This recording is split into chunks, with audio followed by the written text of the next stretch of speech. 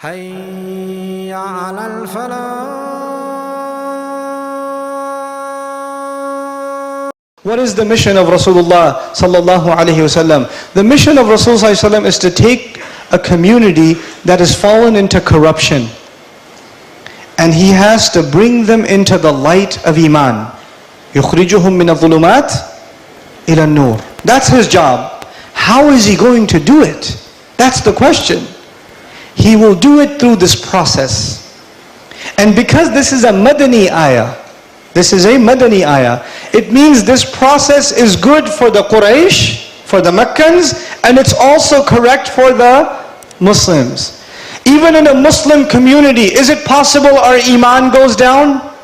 Is it possible that we don't feel as close to Allah in one generation after the next, that we're becoming further and further away from Allah? Is it possible we're becoming more materialistic, more ghafil of Allah, that we don't cry in salat anymore, that we don't feel like reciting Quran much anymore? Our du'as have become empty. We just recite some words and say them, we don't even know what they mean, and we don't even care. Is that possible? Is that problem possible? When a Muslim community has that problem, how can they fix it again? How can they get back on track? These are the ayat. Which means these ayat will be relevant for you and me, not just as a nation, even as a person. Forget about the entire country. Forget about the entire ummah. Just think about yourself. Aren't there days where you have become so far from Allah that you need to get back and you don't even know how? Where do you begin? I feel so distant from Allah subhanahu wa ta'ala. It's been so long since I cried in a salah. It's been so long since I felt a connection with Him. How do I feel that connection? So many people ask that question. It is in these ayat that the answer lies. Step 1, يَتْلُو عَلَيْهِمْ آيَاتِهِ. He recites onto them what? His ayat. We have to engage the word of Allah. We have to recite the word of Allah. We have to stop and think about the word of Allah. We have to think about the fact that every time Allah is speaking, He's talking to me. He's talking to me directly. Wallahi, the greatest gift you will ever have in your life is the gift of Allah's speech. Allah chose to speak to you. Allah chose to speak to me in this book. No other religion gives you this kind of direct access to Allah, that Allah is talking to you and me. But some people say, no, but Allah is only talking to the Prophet ﷺ. He's not talking to me. This is not a book for me. This is a book for the ulama, for the scholars. I just recited with tajweed, but I'm not supposed to think about it. Fihi dhikrukum, Allah says. In it, Allah is talking about you. That's literally what He says. In it is your mention.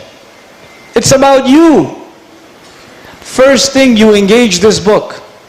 First thing we have to do in every Muslim community in the world, and we have to do it constantly, is revive this sunnah of Rasulullah sallallahu alaihi wasallam. What is that sunnah? Yatlu alayhim ayatihi. Now you tell me, there are millions of us all over the world, in billions even. We get together in Ramadan and we stand and we listen to the Quran being recited. But the vast majority of us have no idea what just happened. No clue. And I don't blame you. But I do say, I will blame you if you don't care. It is not your fault that you don't know. That's not your fault. Allah gave this messenger in a nation that was what? Ummiyin. Being ummi, not knowing the words, not knowing how to read and write, is not their fault. That is not their fault. But if a messenger has come to you and he's giving you the ayat and he's reciting them onto you and you don't even care to understand, then it's your fault. These are people Allah describes in the Quran who listen to the word of Allah. لَمْ يَخِرُّوا عَلَيْهَا صُمًّا وَعُمْيَانًا. They don't fall on these ayat deaf and blind. We in 2014 have to create an entire movement all over the world that within the next 10 years there will be no Muslim teenager that does not know the meanings of the Quran. There will be no 15, 16-year-old who does not know what Allah says. He has no idea what's in Surah Al-Baqarah or in Surah Al-Jathiyah or in Juz Amma. He does not know. No way. We can do that. It is possible. We can do it within 10 years or even less. But we have to care. We have to actually become part of this effort. And that is not one person's job. Every single member of this ummah, you and I are responsible to educate ourselves and educate our families. Educate our children. They have to learn what this book means. This book came so we can think about it. Inna anzalnahu Qur'anan Arabiyan la'allakum ta'qilun. We gave this in Arabic. We sent down an Arabic Quran so you can think. You can understand. Allah keeps saying that to you and me. I gave you this Quran so you can understand, so you can understand, so you can understand. And we say, no, no, no. You gave me this Quran so I can learn tajweed and recite and listen to a CD in my car. That's it. That's the end of it. Tajweed is important. Recitation is important. But those are all secondary. As a matter of fact, you know why tajweed is important? Tajweed is important so you recite the Quran clearly. And when you recite it clearly, it becomes easier to understand. Why is the Quran memorized? So you repeat yourself. And the more you repeat, the better you understand. Everything that has to do with our relationship with the Quran goes back to the fundamental, which is we have to understand this Quran. It goes back to understanding this Quran. As a matter of fact, when people are drunk, back in the day, alcohol was not, or wine was not haram yet. And you know the big problem with wine? Ya ayyuhalladhina amanu, la taqrabu salata wa antum sukara. حَتَّى تَعْلَمُوا مَا تَقُولُونَ. Those of you who have iman, don't come near the prayer. Don't pray, don't come near the salah while you are drunk.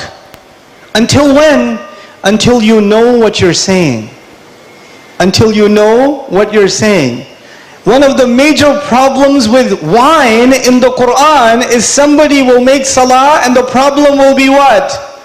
They don't know what they're saying. Now, alhamdulillah, we don't have the wine problem. Alhamdulillah, for the most part, we don't have the wine problem. But we have the other problem, don't we? We don't know what we're saying. We don't know what we're saying. That is an emergency. That is an emergency. We think about, physical emergencies. An earthquake is a physical emergency. A war is a physical emergency. But me not understanding the word of Allah when I recite it, that is a spiritual emergency. I have to care about this. And if I am 30, 35 years old, 25 years old, and I never got a chance to learn, I will make sure I don't deprive my children. I will make sure they don't reach my age and say, I wish I knew what the Quran meant. I will not let that happen to my kids. I will start learning today, even if I'm 80 years old, even if I'm 90 years old, because the month of Quran is coming. The messenger would recite the ayat onto the people. Now you tell me, when Rasulullah sallallahu alaihi wasallam would recite the ayat onto the Quraysh, did the Quraysh understand the Quran? Did they understand the Quran? Yeah, they did. This is a very big deal. There are stories in the Quran where kuffar, non-Muslims, haters of Islam, they heard the ayat of Allah and they started crying. The kafir started crying. Today my problem is I'm not a kafir, alhamdulillah, and I'm listening to the word of Allah and nothing moves. Nothing moves. That's a tragedy. The Quran got more of a reaction from a kafir back then than it gets from me today. That's a problem. That's an emergency. Assalamu alaikum wa rahmatullah. If you enjoyed this video, please do share it with friends and family. If you want to see more videos from this series, click on the box at the top. If you want to see other videos, click on the box at the bottom. And don't forget to hit the subscribe button. Thanks.